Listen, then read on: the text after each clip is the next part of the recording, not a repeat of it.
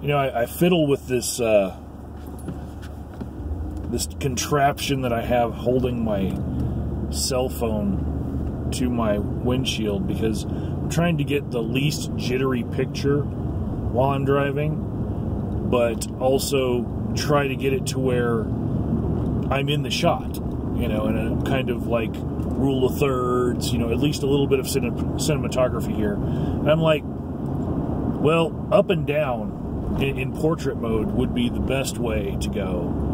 But then, you know, I'd get so many fucking people saying, why can't you go landscape? We love landscape. Okay. There's a lot of landscape purists out there. But yeah, sometimes when I'm in landscape, I'm worried about, like, am I doxing myself by, you know, what you can see out the windows, you know? Like, are you seeing all the places that I'm driving past and then realizing what neighborhood I'm in and all that? Like, and then I'm like, no, because I parked my truck underneath some trees that had a lot of sap, right? And this sap that comes off the trees is so thick on my windows right now. I might as well just be like blurring out with post-production everything that's in my fucking windows, because you can't read anything. Everything's obscured. The lights are just like going by, and so I shouldn't even fucking worry about it, right? But why do I worry about it? Because people can be evil, right? So, I had a couple things I wanted to ramble about today.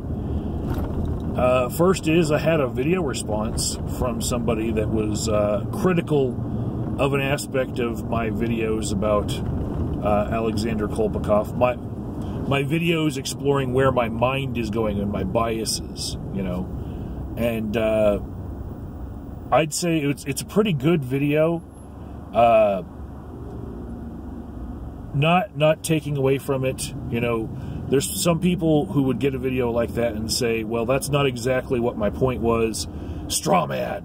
And, you know, I don't really see straw man as being like a binary, whether like they're on target or not.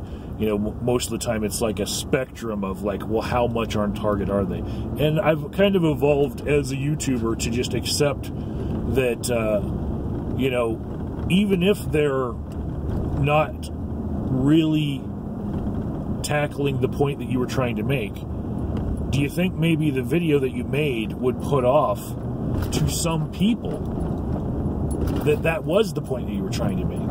And, you know, if that's the case, just, you know, hear them out and see what kind of good things that they're saying, you know? So anyways, I tweeted it out. It was from the worst guy on the internet. And, yeah, you can find that tweet that happened today. But to speak to one of the points that he had, which was it was like the smallest little bit of his video. His video is 25 minutes. The smallest little bit of his video.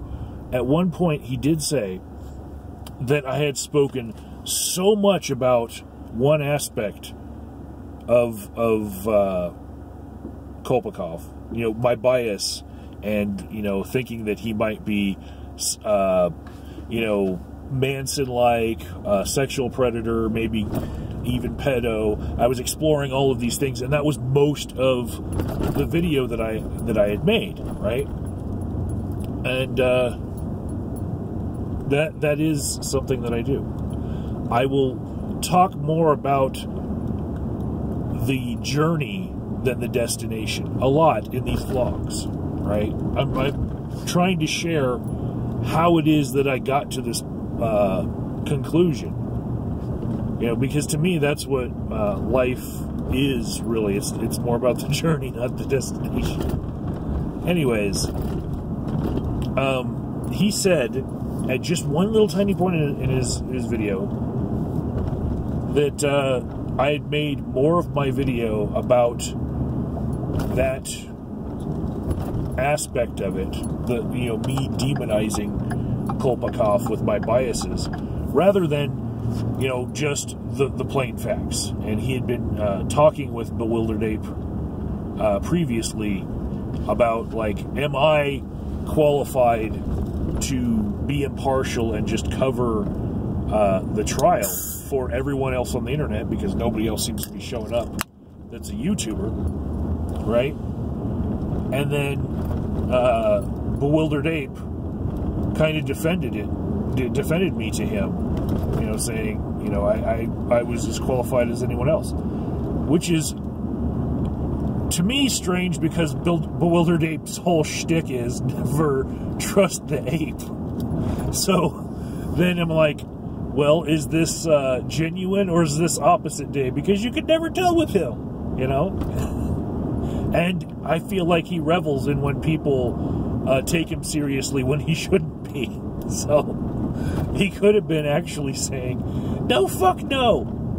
He's terrible, because sometimes he's not saying what the person behind the character might actually be feeling. He's just misleading people because he loves to. He loves to go down that way. Anyways, yeah, that was part of my internet experience today. The next part was kind of weird, right? The next part of my journey. I get a comment on one of my videos about Kolpakov, right? And the guy's saying that he only allegedly had PTSD from Stolen Valor military times, where he wasn't even deployed, so how the hell could he possibly have PTSD? And I've made this video at least twice before, telling people, as, somebody who has studied psychology and has a degree in it, as somebody who's a registered psychotherapist, I am fully behind this, and you can see it for yourself if you look into the topic. PTSD does not require military service, okay? That is not one of the diagnostic criteria, okay? You have to have had a traumatic experience. It just so happens that a lot of people associate PTSD with military experiences, especially overseas when people are deployed, because those are highly traumatic things, and part of the science that came about recognizing PTSD goes back to shell shock. When there was an entire group of people who had similar experiences and came back with similar trauma, and a good portion of America could recognize it, right? So that's how it kind of got its way into pop culture. That's how it got its way into people recognizing it as a real thing.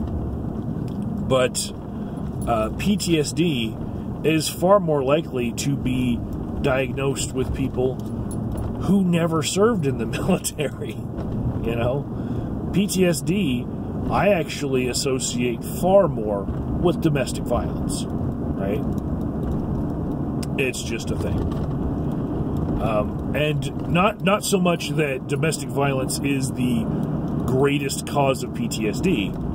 It's just that the clientele that I have seen in my experience were helped. They sought help and they got it. And a lot of them had gone through bad relationships and had some baggage from it, and it got diagnosed. So, yeah. What you need for PTSD as a precursor is simply a traumatic experience. That's all. That's all you need.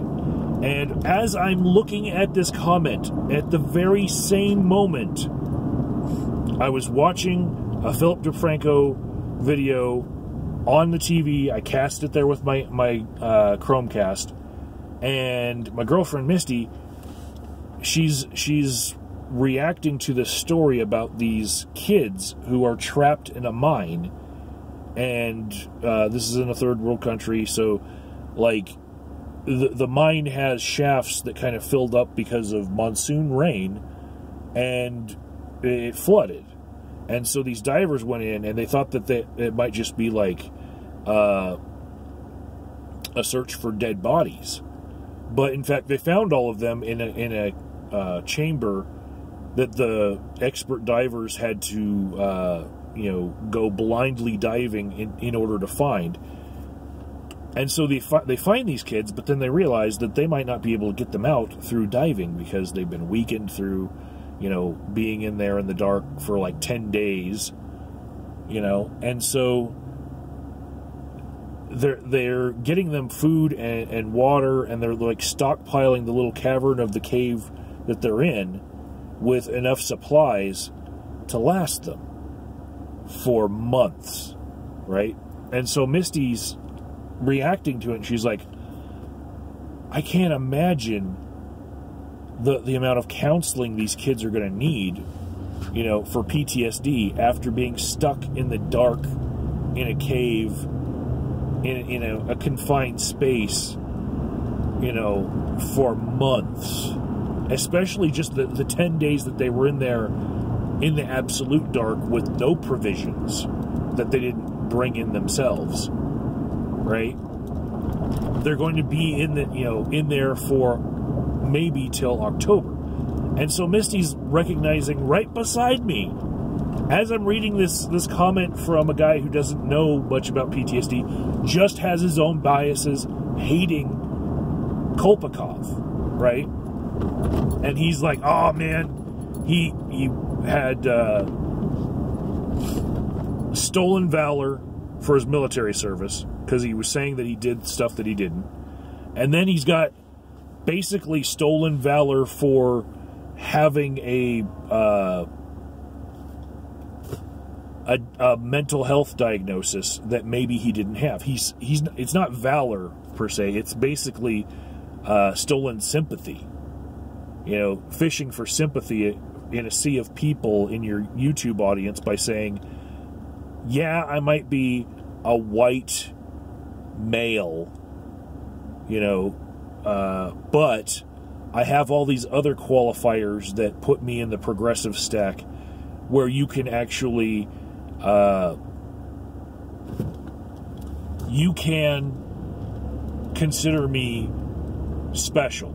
Like, yeah, I can label myself androgynous, and then, even though I'm still, having relationships with 3 different women, I can say that I'm asexual, in order to be special, and just say that maybe I would consider some bisexuality, maybe I don't consider myself fully man, even though the guy was really aggressive, always talked about, if you're a real man, Bering, I'll fucking kill you because I'm a real man.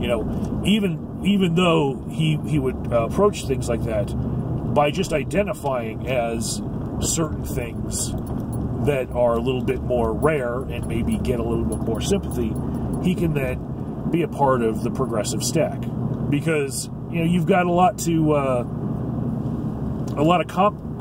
compensate for if you are a white male, right? If you want to be looked upon as being, part of the club, if all of your friends only judge each other through how much sympathy they can garner for what sort of minorities they're a part of.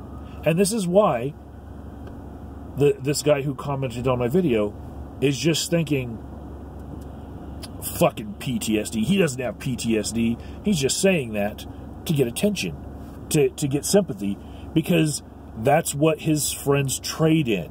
It's a mentality of I have more things that are a challenge in my life, therefore I am more valid as a person, right? And it might not even be that they're thinking of it in those terms, but the perception of the shitlord is such that the SJW thinks of everybody in the world as, you know, potentially a list of different things that are challenges in their life, you know.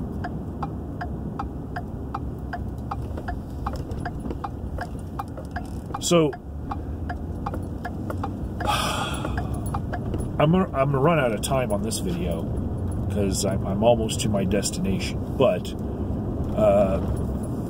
really, my journey in thinking about Kolbakov, you know, if you're going to just spend hours and hours on various different days working on a project, you're going to have thoughts that kind of stray away from just reading the facts, you know. And I hope that in my exploration of my own feelings and thoughts about it, that I'm very clear when I say I'm being problematic now, or I'm exploring my own biases, and I recognize that there are probably very good arguments against the shit that I'm saying right now. This is what I'm feeling about it, because part of me exploring topics is putting myself into the situation and really feeling it for myself and relaying that. And part of it is just the dry reading of the facts, you know. And I think both are valid in terms of what their worth is when you're trying to cover a topic in the fullest way.